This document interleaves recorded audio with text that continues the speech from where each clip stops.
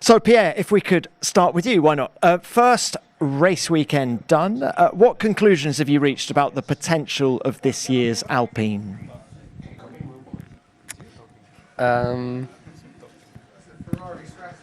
Yeah, I think we're all not good. sure we want to review that, but I mean, yeah, it's been. I don't even know where to start. There've been a lot of them and bring a small performance into the car, like everybody I think in the paddock. But yeah, just a lot to review, a lot learned, and a lot to improve. Yeah. Because I was going to ask whether it was track specific, because you seemed happier with the car in Bahrain testing and then less happy last weekend. Why was that? What were the main factors last weekend that you weren't suffering from in Bahrain? Again, I don't think it's down to a single thing, but I think ultimately everybody is developing obviously their car. In Melbourne, we've seen already some upgrades on a couple of cars here as well.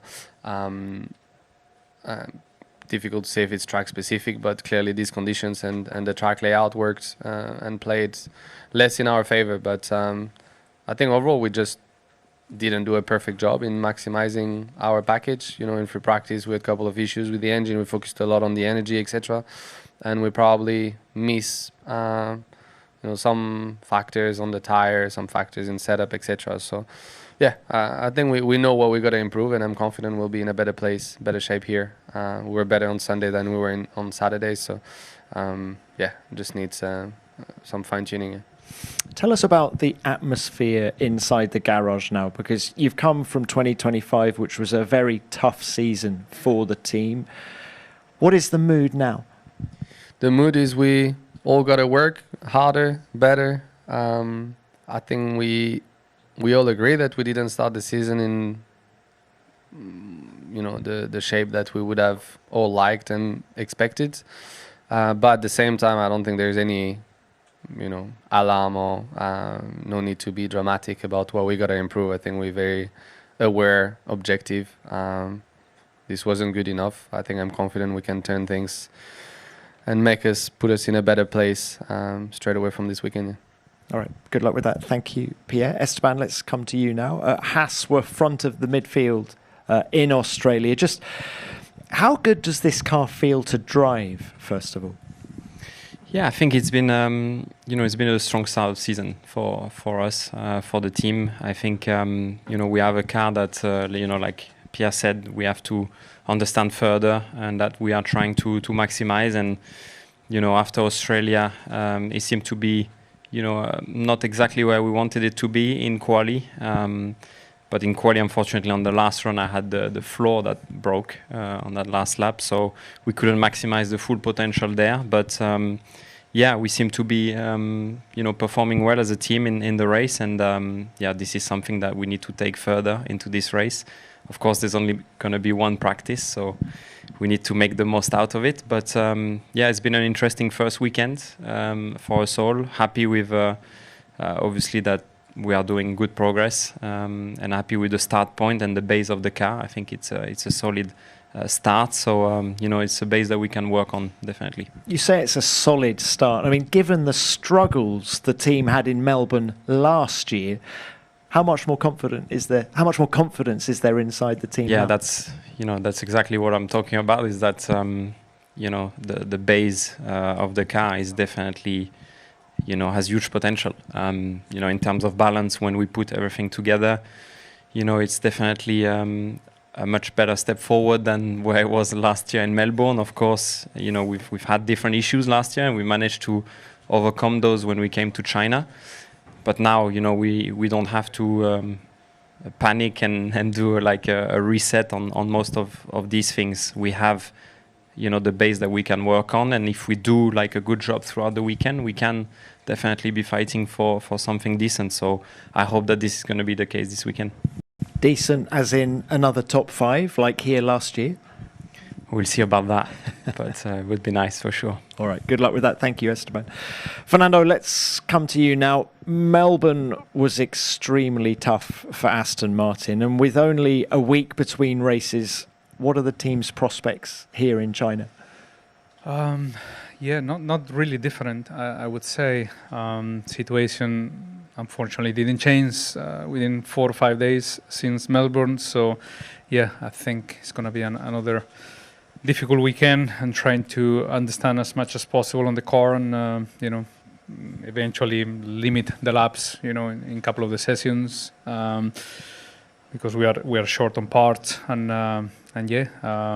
try to get something positive out of the weekend.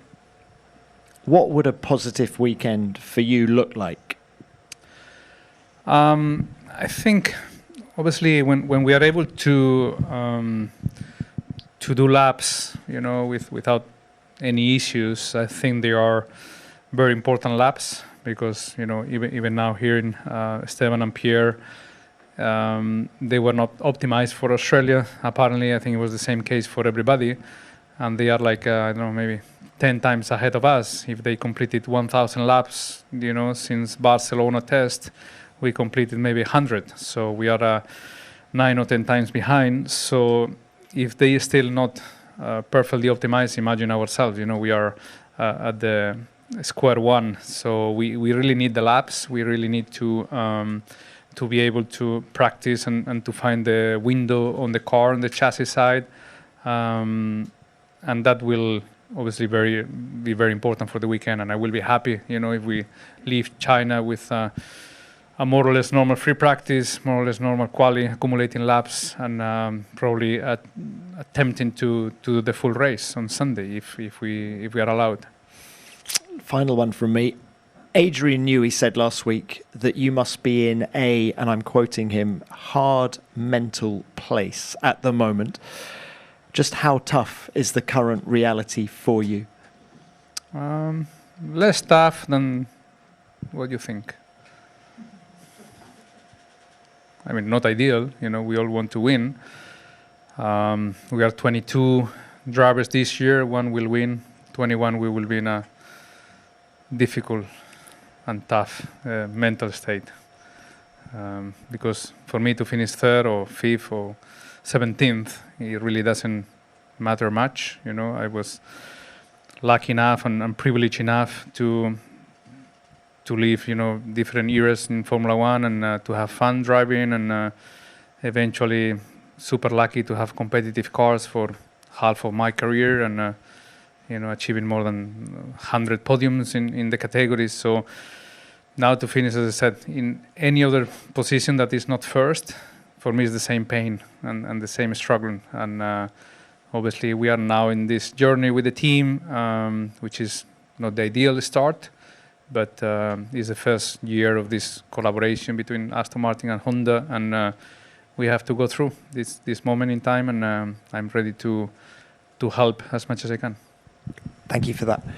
Right, let's open this to the floor. We will start with the broadcasters, and David, please. Yeah. David Cross, Sky Sports F1. Fernando, a question to you. Your answer then seems to be a very different Fernando to maybe one that we had 10 years or so when your last association with Honda.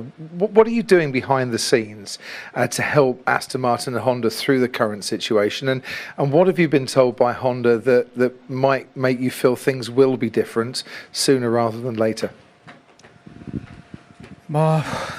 Yeah, about the 10-year difference, yes and no. I think I can see things now in a different perspective and a different maturity, but I don't think that 10 years ago things were, again, that dramatic. This is Formula One, very mediatic sport. When you win, which everyone seems now to understand that, but like 2 or 3 years crazy, 10 years ago, like criticizing or something like that. It was, I think, a few frustrations in the radio, which, it was there. And as a double world champion and, a competitive driver, I was not happy with the situation. Wow, I should be happy and clapping, inside the car about the job. So, now I think when everyone see from the outside that situation and they see the current situation, I think they are a little bit more friendly, with us, and a little bit more. They understand more the problems. And now, what can I do in the team is just work harder, try to help Honda as much as we can, allocating some of the resources that Aston Martin has into the engine, into the power unit, into the vibration problems, into the deployment issues. Obviously we are now in a different world in Formula One with all the data available, all the GPS, all the analysis that we can have from the other teams, and we can allocate some of those resources to make Honda trouble, or they can focus on one thing, and we can help them in some other areas on the power unit. So we are one team. As I said, it's a bumpy start, but I hope it will not last for too long, but it will not be an immediate solution either. So yeah, let's see. Thank you for that, Fernando. Next one, Rachel. Yeah. It's a question to all three of you, really. Just your thoughts on the start in Australia and starts in general, and to Franco's reaction time in Australia, if you've seen the video, which I'm sure you all have. Thanks. Why don't we start with Esteban? Well, I think for all of us three, it's been a really good start. But yeah, it was a scary one for sure for Franco. This is something that we are all aware that it can happen, especially in this early stage of the year. Could have been dramatic, that's for sure. And it's probably something that we are going to be talking about further to make sure that this is not happening. We don't want to see like F2 starts happening in F1. And they should not happen in F2 either, but they are more or less for the same reasons that they happen. But yeah, I mean, all of us three, we got good starts. I made a lot of places, Pierre made a lot of places, Fernando as well. It was enjoyable to race, but we don't want to see somebody stalling in front of you and then suddenly appearing from nowhere, because that's probably one of the worst crashes you can have. So yeah, something to bear in mind. I think I would say starts at the minute are a lottery, because Liam had an issue which wasn't down to his procedures. We had a very good one, but I think we all know what we do inside the car. But when you see the outcomes at the moment, it's more a consequence of the PU and whether it's doing what it's supposed to do, etc. So you have big variation. I think we came as all winners last week. I have no idea whether it's going to be the case. I might do the same procedure this weekend and lose 5 places. So there is definitely that unknown with these cars compared to the past. Does it bring excitement? Yes, because you can still fall on the right side of it and make crazy number of positions on the dry start, which we haven't seen since maybe the 80s. When I look at the documentaries, it's been quite rare to see that many performance difference. Is it fair for all of us? Maybe not. So yeah, I think that's definitely one thing. And I think on Franco's situation, yeah, clearly was scary. I thanked him many times again this morning when I saw him, because we're quite short on parts, and I think for all of us in the team was definitely a scary one, but especially for him. And I'm glad that everyone was okay out of it, and definitely needs some stuff to be fixed, because you qualify. Liam did decent job in quali, then in race was over from something which wasn't in his power, which should not really happen. Same. Okay. All right. Next one, please. Yeah, Mara. A question to Fernando.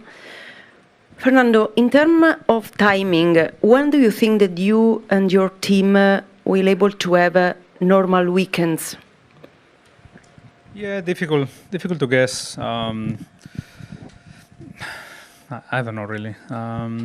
We still have too many issues and too many unknown issues that they are coming day after day from nowhere. So it seems that we are not on top of the problems yet, and that's why it's difficult to guess. But we are pushing. We have very high professionals and talented people in the team.